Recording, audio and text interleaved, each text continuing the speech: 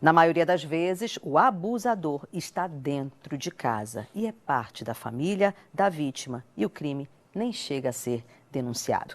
Os dados que li no início da entrevista revelam que, infelizmente, esse tipo de crime ainda é muito comum no Brasil. No ano passado, como havia dito, mais de 18 mil casos foram registrados. Mas, segundo estimativas, esse dado representa apenas 10% real dos números de crimes. Por que isso é tão difícil de denunciar? E a nossa preocupação justamente é essa, porque, primeiro, é um crime onde geralmente esse criminoso está no seio da própria família. É uma pessoa que tem acesso à criança. A maioria maciça desses crimes é de pessoas que são até pessoas que ninguém desconfia. E aí nós precisamos criar na nossa população esse senso de responsabilidade, de proteção, de ouvir a criança. Então, como geralmente o criminoso está no seio familiar, para quebrar o silêncio é complicado, muito difícil. Primeiro, os pais têm que entender que devem ouvir sua criança.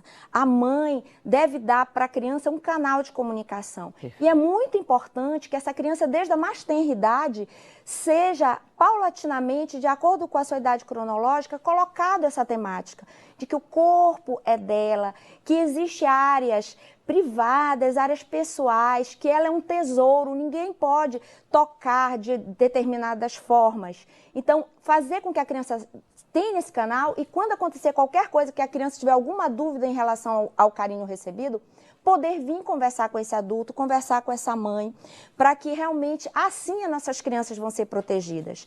E qualquer dúvida, procurar pessoas que possam vir a elucidar realmente aquilo que aconteceu. Nós temos que ter muita cautela. Nós temos que proteger muito bem as crianças, porque isso tem acontecido de forma muito grave e o nosso Estado, infelizmente, está até mesmo na mídia nacional como um Estado que realmente ocorre muitos problemas desse tipo, né? Nós temos aí o Marajó, hoje nós acabamos de ver, hoje foi preso um pai que estava abusando da filha, né? E há algum tempo, e é esse o sentido. Inclusive, a criança estaria até grávida, uma das filhas estaria grávida.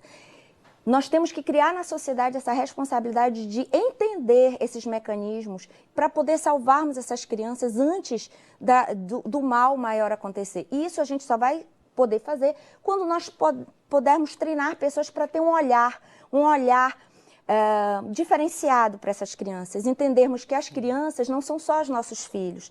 É a criança da nossa igreja, é a criança da nossa escola.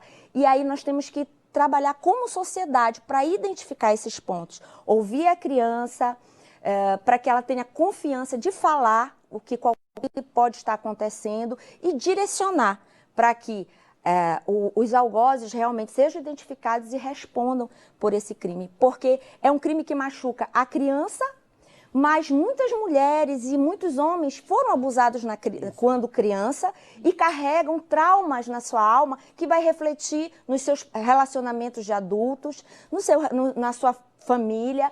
Então, esses adultos que um dia foram abusados, a orientação que nós damos é que procurem ajuda, procurem um apoio psicológico, um apoio espiritual e entendam que não foi culpa dessa criança que foi, na verdade, a criança é uma vítima. Exato. Muitas pessoas levam durante a vida toda a culpa e ficam pensando, será que eu não fui culpado? Será que eu não fiz isso? Outra coisa muito importante que nós destacamos é que às vezes muitas meninas falam e as próprias mães não acreditam. Ou pior, temos casos que a mãe acha que a filha está concorrendo com ela em relação ao seu novo relacionamento. Então isso é muito triste, é um crime e uma criminalidade que realmente tem que ser abraçado por todos nós.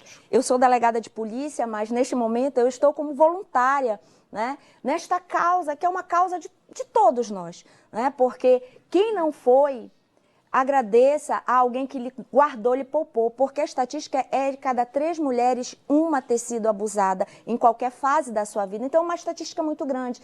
Se você não foi, você conhece alguém que foi. E o pior, quando vem e você começa a verbalizar, você descobre que outras pessoas foram e nunca falaram.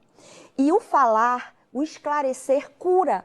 o tratar cura. Então você que passou por um momento difícil e tem identidade com esta causa, nós convidamos você para fazer parte desse movimento em prol da proteção das nossas crianças, dos nossos adolescentes e curar, muitas vezes, aquela criança que ainda chora no interior de muitos adultos. Qual é a punição para quem comete esse tipo de crime, Silvia?